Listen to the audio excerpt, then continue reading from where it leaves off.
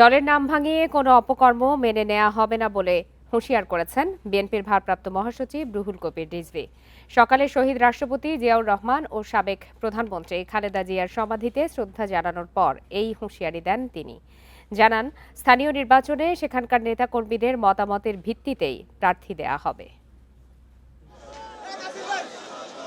বিএনপির ভারপ্রাপ্ত মহাসচিব হিসেবে দায়িত্ব নেওয়া উপলক্ষে রাজধানীর জিয়া উদ্যানে দলের প্রতিষ্ঠাতা শহীদ রাষ্ট্রপতি জিয়াউর রহমান ও সাবেক প্রধানমন্ত্রী বেগম খালেদা জিয়ার সমাধিতে শ্রদ্ধা জানাতে আসেন রুহুল কবির রিজভী। রেইনবো অ্যাক্রোপ্লাস্টে অ্যাক্রিলিক এমালশন থাকায় মুছে ফেলা যায় যে কোনো দাগ সহজেই। রেইনবো পেইন্টস, কালার অফ জয়।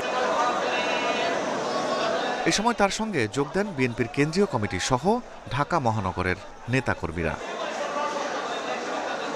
শ্রদ্ধা নিবেদন শেষে সুশৃঙ্খলভাবে দলকে এগিয়ে নেয়ার আহ্বান জানান ভারপ্রাপ্ত মহাসচিব।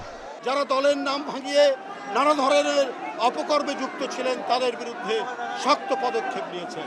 সুতরাং কেউ অনৈতিক কাজ করবেন না, গঠনমূলক কাজে থাকবেন।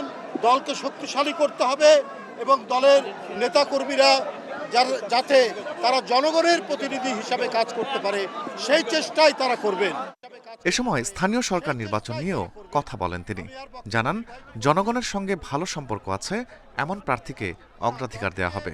স্থানীয় পর্যায়ে আমাদের দলের নেতৃবৃন্দ যারা আছেন, ইউনিয়নের নেতা, উপজেলার নেতা বা থানার নেতা বা জেলার নেতারা, তারা সব কিছু যাচাই বাছাই করে ইউপি নির্বাচনে যিনি যোগ্য প্রার্থী তাকে সমর্থন দেবেন। কারণ দলীয় প্রতীকে এখন তার নির্বাচন হবে না। দলের নেতাকর্মীদেরকে যে কোনো পরিস্থিতিতে ঐক্যবদ্ধ থাকার আহ্বান জানান বিএনপির ভারপ্রাপ্ত মহাসচিব। জনপ্রিয় রাজনৈতিক দল হিসাবে আজকে জনগণের কাছে জনপ্রিয় কেন? কারণ এর প্রতিষ্ঠাতা শহীদ রাষ্ট্রপতি জিয়াউর রহমান। রিফাত শিশির, ইন্ডিপেন্ডেন্ট নিউজ।